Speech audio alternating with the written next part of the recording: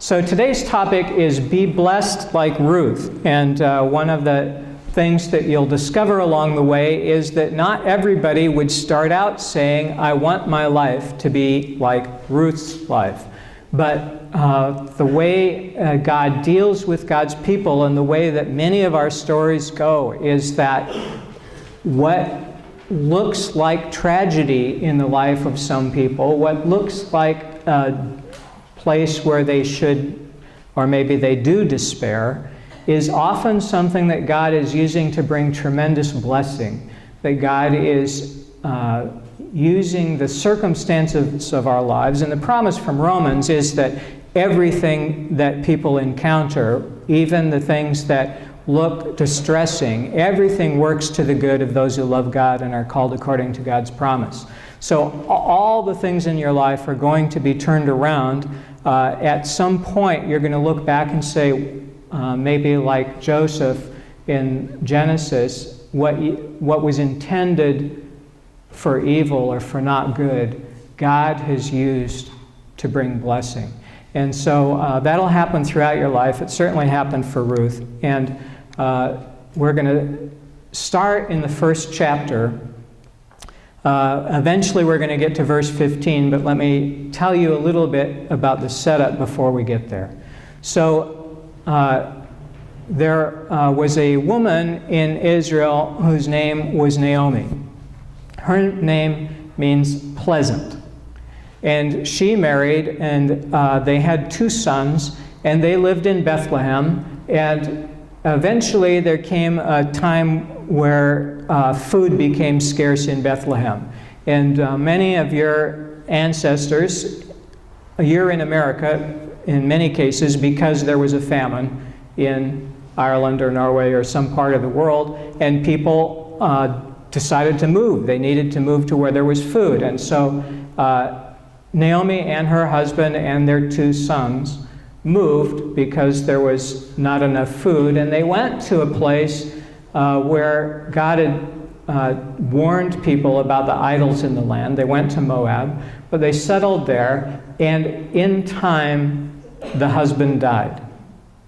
The sons got married, and about 10 years later the sons died. So Naomi, who started out extraordinarily happy about her life, at this point is grieving both the loss of her husband and the loss of her sons. But there are times when in our lives things don't go like we wish, where people that we had been counting on prove that they're not trustworthy. People that we had thought would be around forever are no more. Maybe they have just left, maybe they have died. And often in life, there are disappointments that sometimes start to stack up. For Naomi, by the time that she decided she would go back to her hometown, she had decided, I want to change my name. I don't feel pleasant anymore. I really think my name should be bitter, because God has just treated me so poorly that I really can't handle the pain in my life. And so Naomi arrived at a spot where when she got back to Bethlehem, everybody was excited to see her again, but she just said, I'm really distressed at how my life has gone. I left full, but I came back empty. Well, she didn't come back completely empty. As she was leaving, her daughters-in-law wanted to go with her. Both of them said, we're going to go with you. And Naomi said, it doesn't make sense. You're young enough. And you should look for your own lives. So the way that she described it was, if I went back to Bethlehem and got a husband and became pregnant and had 2 sons, would you wait 20 years for those sons to grow up so that you could marry them? No, don't waste your life. Go enjoy your life now. Stay in your hometown. Don't come with me. They were intending to go with her and to spend their days with her, blessing her, not seeking their own fulfillment, their own lives, their own husbands, their own families, but blessing her. She said, no, you really should go back. And one of them took her advice and went back home. And in verse 15, we have the response of Ruth, one of the wives. Naomi says, your sister-in-law has gone back to her people and to her gods. Return with her. So you should do what your sister-in-law has done. Ruth says, don't press me to leave you or to turn back from following you. And what she says next may sound familiar because so many people have incorporated it into their wedding day. Where you go, I will go. Where you lodge, I will lodge. Your people will be my people, and your God, my God. So Ruth says, I'm going to leave behind everything I know. I'm going to leave behind my home. I'm going to leave behind my people and the gods that are worshipped in this land. And I'm going to adopt your land and the God that you worship and the people that you claim as community in Bethlehem. When we say be blessed like Ruth, it includes times where you're on the journey and life hasn't done what you hoped, where you're on the journey and people that you had counted on aren't there anymore. But God is still moving, even in the midst of sorrow and pain. Micah has a prophecy about this. I'm not sure how we can describe it, but you know what the big city is, perhaps, if you've ever been to a big city. And outside the city, there is often a little cow town that the big city people don't pay any, they laugh at it. They sneer about it. That's Bethlehem. Big town Jerusalem, Bethlehem, place nobody's from. Micah has this prophecy about it.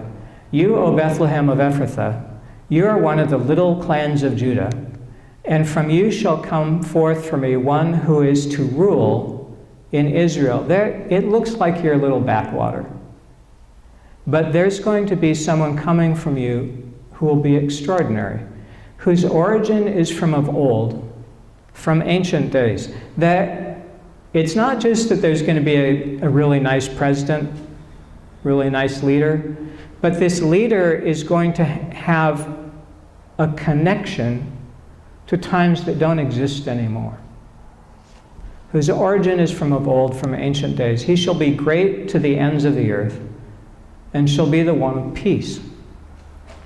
So this little backwater, hard to believe it would have any historical significance as Micah is making this prophecy, because it doesn't look like much. It's a little town. But in this little town where Naomi went back home and Ruth chose to settle,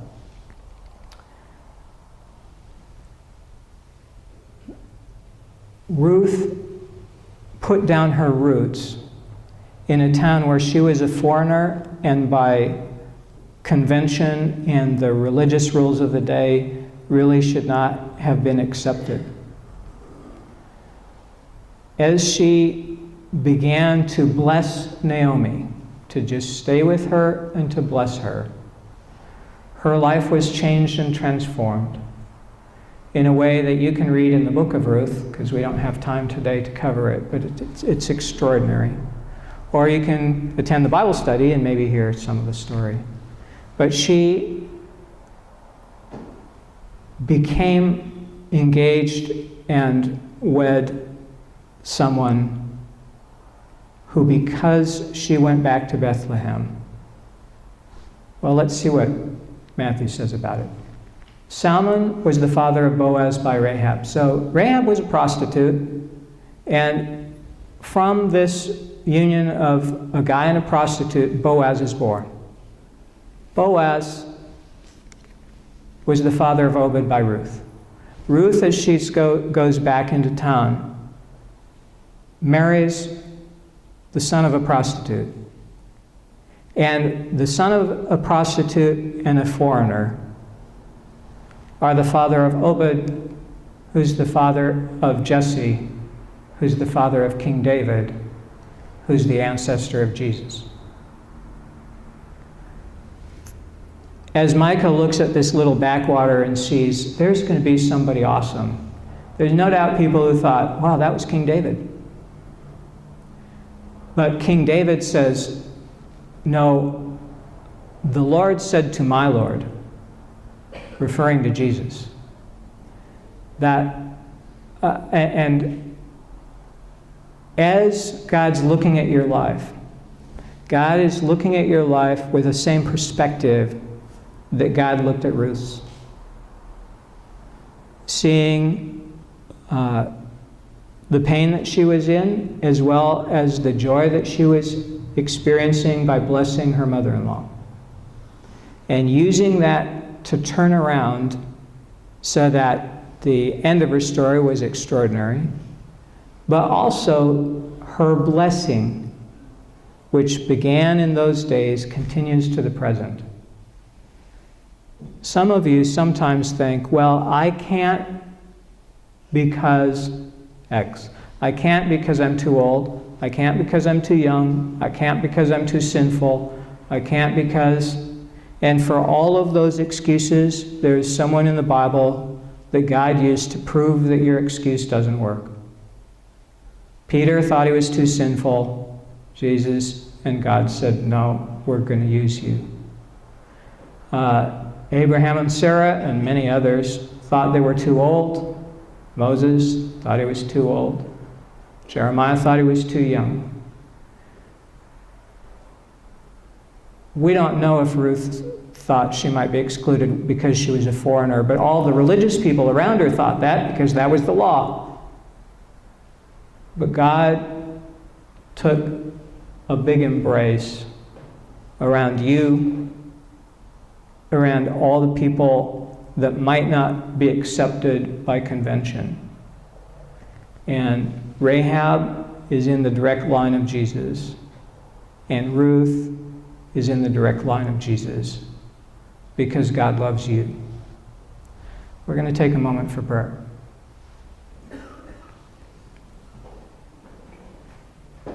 God, thank you that there's nobody that you exclude from your kingdom, that you make provision for all of us, that Jesus died so that we can have new life, and that long before Jesus, you were accepting people that shocked the community standards, embracing the foreigner and the prostitute and the people thought to be sinful, the people who are grieving as well as the people rejoicing.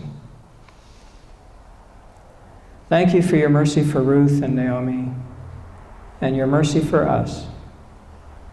And we praise you that your promise in Romans is true for us, that everything that happens, you will turn to the good for those who love you and are called according to your promise. We praise you and we thank you. Amen.